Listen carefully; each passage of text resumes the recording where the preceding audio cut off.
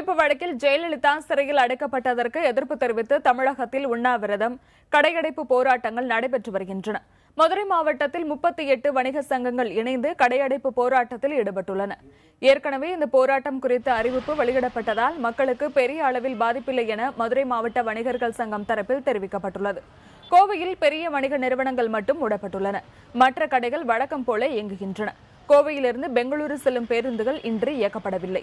நெல்லையில் பல இடங்களில் ஜெயலலிதாவிற்கு ஆதரவாக அதிமுகவினர் உண்ணாவிரதம் மேற்கொண்டுள்ளனர்.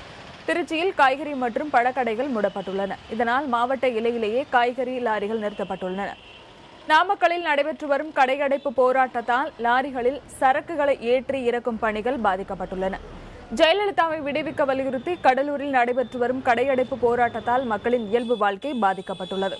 இதேபோல திருவாரூர், கரூர், திருவண்ணாமலை உள்ளிட்ட மாவட்டங்களில் கடையடைப்பு போராட்டம் நடைபெற்று வருகிறது.